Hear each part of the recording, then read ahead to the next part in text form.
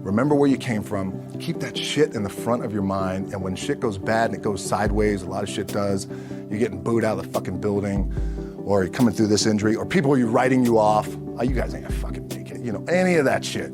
You gotta keep it in here. And it really has to, it should drive you.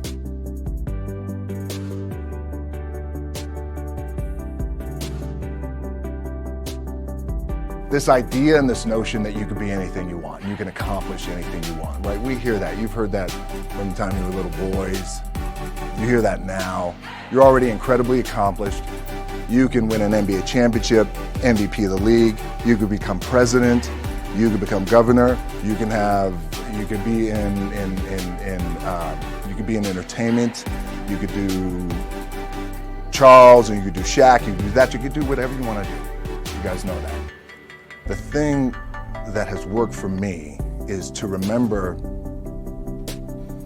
the hard times.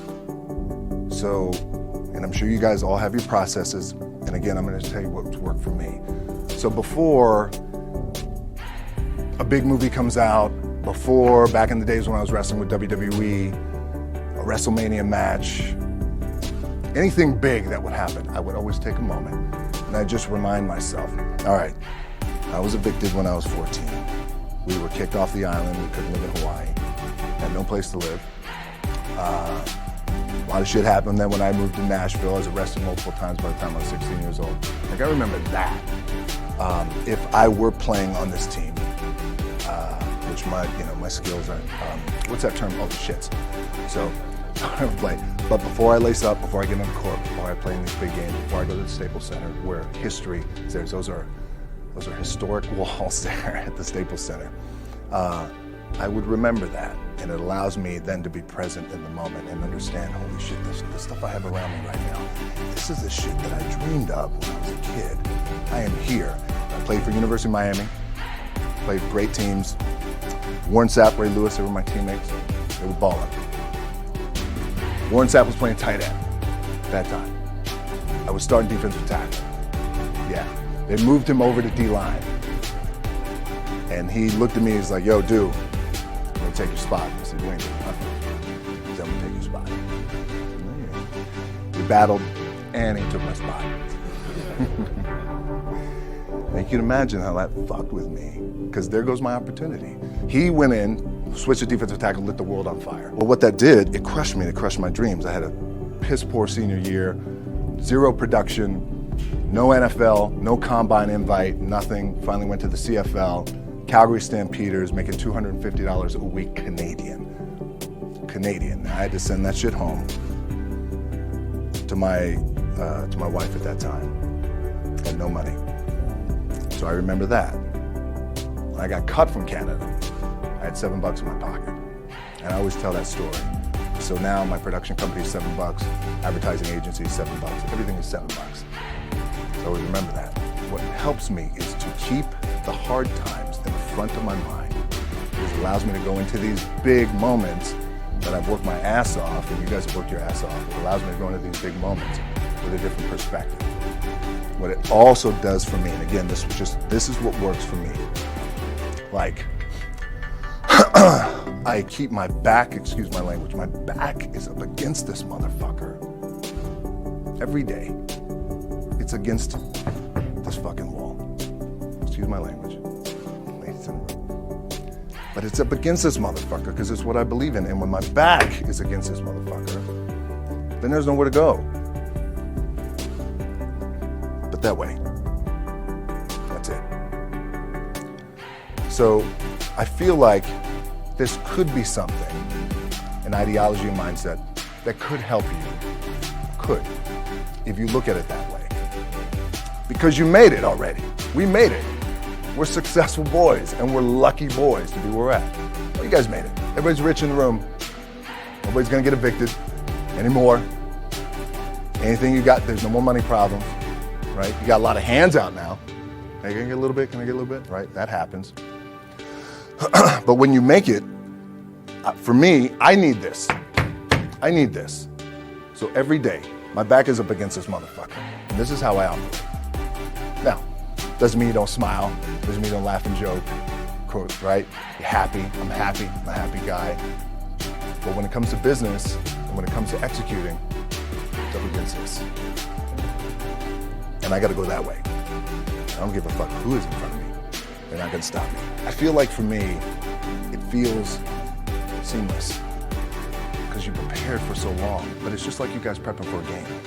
That's the fun part. That's what it's like, fuck, it's fun, man. People are paying their hard-earned dollars to come see you. They're cheering, they're going bananas, they're booing the shit out of you or on the road. That's fun. That's what you live for. I mean, that's the juice right there. The prep is where the character's made. And I just don't mean the character I play, I mean the character in here. So for me, the prep is getting with the director, getting with the producers, getting with the writers, so in essence, it's like getting with all your coaches and your different position coaches and all the meetings that you have to have, right? So that's the work you put in. The key for me was, where does it start? What's the anchor? What's the anchor? So I can have all these ambitions and you guys have all these ambitions, which is great. It's important. I'll play this role, you'll play that role. I'll execute this thing and it'll come out this summer. You guys will execute this thing during the summer, right, when it's time to really put in a lot more work. But the key with me is just always finding what the anchor is. And the fucking anchor is getting up at 4 o'clock in the morning every day before anybody else and grounding my thought process is in the no one will outwork me. No one. I love and I respect you guys. Motherfuckers won't outwork me. All starts with this. 2 hands, putting in the work. The anchor for me has always been the work in terms of the weight room training. So when I first started wrestling, I was 6 years old, rolling on the mats with my dad. My old man, a lot of you guys won't know this. Yeah, Rocky Johnson. My old man was Rocky Johnson. He was the first black WWF at that time. First black WWE tag team champions with Tony Atlas back in 1983. My uncles were wild Samoans. I come from a long line of pro wrestlers. But before the wrestling part happened, I was just in the gym putting in the work. At 6 years old, rolling around on the mats. And finally when I could touch weights at 13, that's what I was doing. But the weight part for me and the gym part has always been, has to be the anchor. Look, at the end of the day, like again, it's the kind of stuff that I talked about at top is I have to hold on to my dad in his pickup truck came down 4 o'clock in the morning, picked me up in Miami from Tampa. We lived in a little shitty apartment in Tampa. He drove down in his little pickup truck to Miami to get me when I was cut from the CFL. I was driving up I-75. I don't know if you guys are from Florida, any of you guys, if you know, I-75 is like, especially down in Florida, Alligator Alley. I'll never forget it. It's 4 o'clock in the morning. And I thought, well, fuck. I leave home like you guys left home. I'm ready to tackle the world, get after it, achieve my dreams and goals. Fucking crushed by 22, 23 years old. Now I gotta move back in with my mom and dad.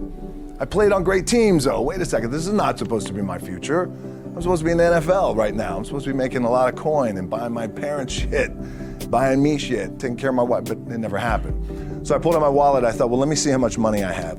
I opened it up, I had a 5, a 1, and change.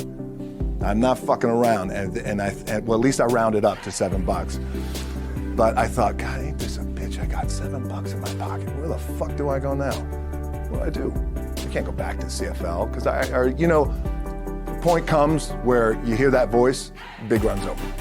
Like, you're done, right? So I heard that voice. So as Coach was saying, man, I hold on to that shit. I'm telling you, my back is up against this motherfucker. We laugh, we joke, we have a good time. Press is always fun to do. Sometimes you gotta make it fun. That's another thing. You gotta do your best to make press fun if you can. But my back is still up against this motherfucker. I do not forget it. What this also helps me do, and again, it works for me, is at some point, you gotta be fucking tired of not being number one. You have to be, and you gotta fucking play angry, and I play angry. Now, I'm cool and calm with my approach, and when I step out on my field, which is a set, or, you know, like, there's some, and you're always gonna have haters, and haters are like, well, God damn, man, how many movies are you gonna make, or how much shit are you gonna do? Like, you do a lot of shit. I say, yes, it's my ambition. Of course, why not? I could do it. Yeah, I love what I do. And not only that, but in what world do we not work every day? Doesn't mean, it's just like you guys in the off season. You gotta work every fucking day. It doesn't end. My back is up against this thing, you know, and I started to play angry, by the way, and I still play angry. My last match, Brock Lesnar, transitioned, and I realized if I had to be great at something, I wanted to be great in this world of Hollywood and movie making and producing and entertainment, I had to commit, and like you guys have to commit. Obviously, you commit to something, commit to the goal. So I quietly retired. 2 years later, I thought, what the fuck did I do with my career? Because my movies were not doing well. I was written off. I was like, it was around 2006, 2007. I was like, God damn. I left, I pulled a Jim Brown. I left when I was on top, like #1 in the wrestling business, and I left. It was a ballsy, gutsy, some call it stupid move, but I had to commit and I had to follow what was in my gut. And at that time, I'll share this with you guys, and Will Smith is my boy, and I sat down at that time with the agency I was with, and they said, what do you want to accomplish? I said, I want to accomplish the world. I want the world, and I want Will Smith's career, and I said, and I mean this respectfully because I know he's here at this agency with us, I want to do it bigger and better. And they looked at me like I had 3 fucking heads, and they were like, okay. But I still stayed focused, and I still had these, still put in the hard work with my 2 hands, and that's it. And that's what it comes down to with you guys too. One of the keys is, remember where you came from, keep that shit in the front of your mind, and when shit goes bad and it goes sideways, a lot of shit does, you're getting booed out of the fucking building, or you're coming through this injury, or people are writing you off, oh, you guys ain't gonna fucking make it, you know, any of that shit. You gotta keep it in here. And it really has to, it should drive you.